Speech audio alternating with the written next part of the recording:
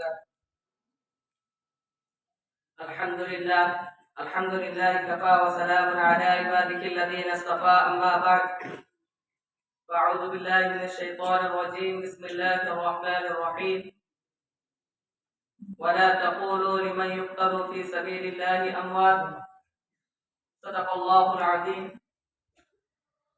محترم اساتذہ اکرام، صدر جلسہ، حاضرین مجلس، آج میں آپ حضرات کے سامنے یوم جمہوریہ سے متعلق کچھ عرض کرنا چاہتا ہوں.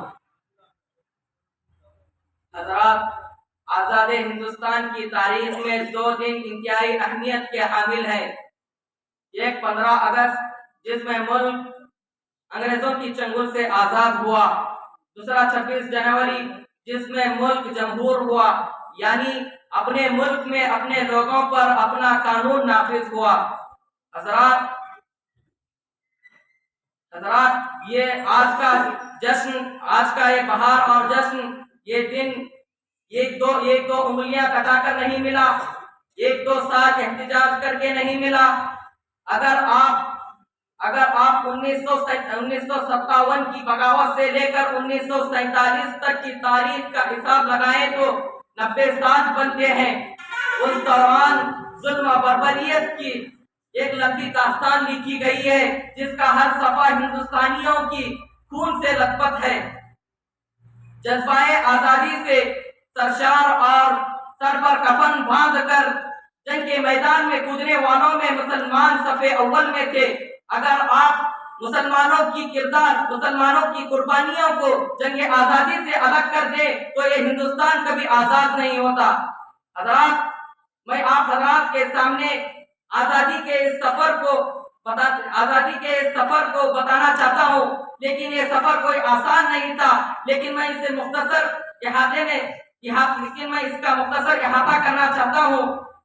حضرات، مغلیہ سلطنت کے شاہجہاں کے بیٹے اورنگزیب عالمگیر رحمت اللہ علیہ کے زمانے میں انگریز تجارت کے بہانے ہندوستان آئے اور اورنگزیب عالمگیر رحمت اللہ علیہ کی وفات کے بعد مغلیہ سلطنت کمزور ہو گئی اور پائے تخت پلٹ گیا اور انگریز خطرناک عزائم اور منصوبے بنانا شروع کر دیا، جس کو 1757 میں انگریزوں کی خطرناک عزائم اور منصوبوں کو سب سے پہلے بھانپ کر جس نے انگریزوں سے مقابلہ کیا اور جام شہادت نوش کی، وہ شہر بنگال نواب سراج الدولہ تھا.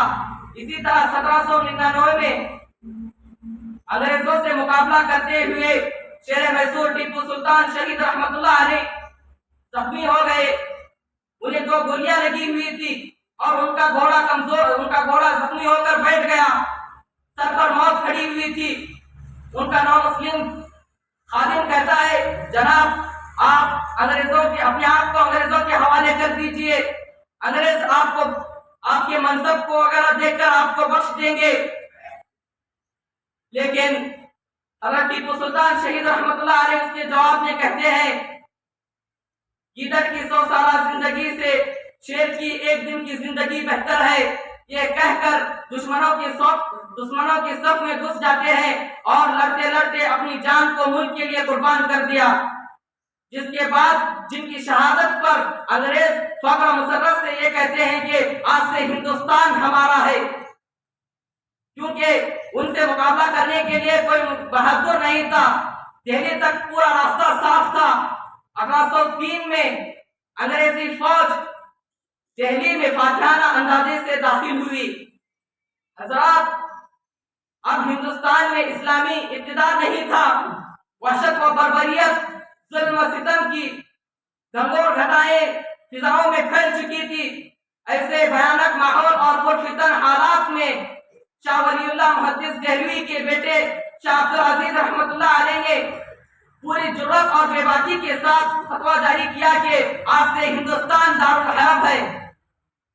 جس فتوے کی روشنی میں بہت سے علماء اکرام کھڑے ہوئے، جن میں سید احمد شہید رحمت اللہ علیہ اور شاہ اسماعیل شہید رحمت اللہ علیہ آگے بڑھے اور پورے ہندوستان کا دورہ کیا. اور پورے قوم کو جگایا اور ہر جگہ آزادی کی آگ لگا دی اور 1831 میں انگریزوں سے لڑتے لڑتے جامِ شہادت نوش کی۔ حضرات، اسی طرح انگریز کا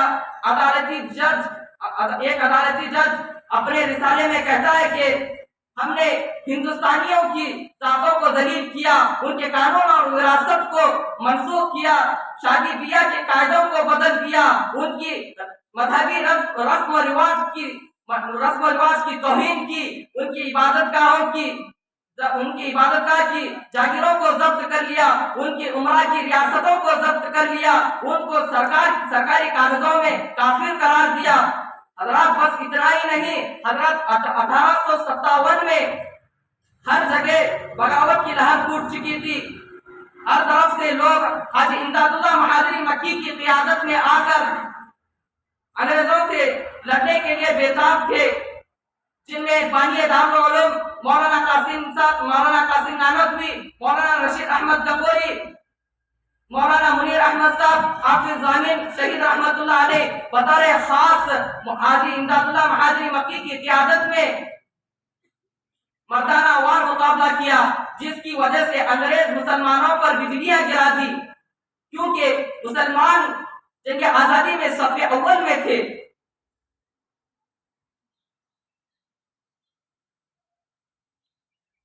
اسی طرح 1857 میں ایسٹ انڈیا کمپنی نے یہ حکم جاری کیا کہ جہاں کہیں بھی لمبی داڑھی رکھنے والے اور لمبے کرتے پہننے والے ملے، انہیں تختے دار پر لٹکا دیا جائے، انہیں قتل کیا جائے۔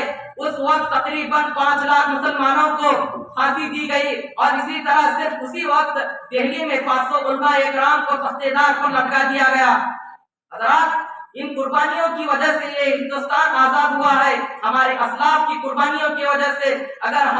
لیکن یہ لوگ چاہتے ہیں کہ ہسٹری سے ہمارے اسلاف کی قربانیوں کو بھلا دے، ہسٹری سے ہمارے اسلاف کی قربانیوں کو اکاڑ پھینک دے۔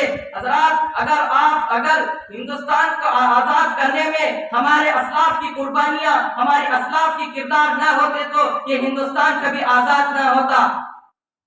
اس کے بعد بہت سی تحریکیں چلی، مثلا 1885 میں انڈین نیشنل کانگریس کی بنیاد ڈالی گئی۔ اسی طرح 1915 میں ریشمی رومال تحریک چلا۔ اسی طرح 1916 میں ہندو مسلم اتحاد کی تحریک، اور اسی طرح 1942 میں انگریزوں ہندوستان چھوڑو تحریک چلی، جب جا کر آخر میں 15 اگست 1947 میں ہمارا ہندوستان آزاد ہوا۔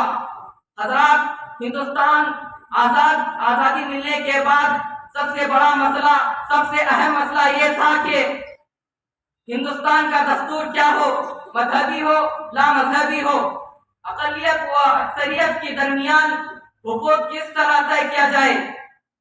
بالآخر 29 اگست 1947 میں ڈاکٹر بی آر امبیڈکر کی صدارت میں ایک کمیٹی بنائی گئی، جس کا کام تھا کہ ہندوستان کی موجودہ قانون کو مرتب کیا جائے، جس کو مرتب کرنے کے لیے 2 سال 11 ماہ 18 دن لگے۔ پھر 26 نومبر 1949 میں اس قانون کو قبول کر لیا گیا۔ پھر اسے 24 جنوری 1950 کو اس قانون ایک مختصر جلسے میں اس قانون پر اراکین مجلس نے دستخط کی۔ پھر 26 جنوری 1950 میں اس قانون کو لاگو کر کے پہلا یوم جمہوریہ منایا گیا، جس کو آج ہم منا رہے ہیں۔ آخر آج تک بنانے کی وجہ کیا ہے؟ کیونکہ ہندوستان میں کثیر المذاہب رہتے ہیں، کثیر المذاہب کے باوجود ہندوستان میں یکجہتی اور میل جول اور بھائی چارگی ہے، جس پر ملک ہندوستان ناز کرنے کے لیے آج تک جشن جمہوریہ یا یوم جمہوریہ منا رہے ہیں۔ اسی بات پر میں اپنی تقریر کو ختم کرتا ہوں۔ وآخر دعوانا الحمدللہ رب العالمین۔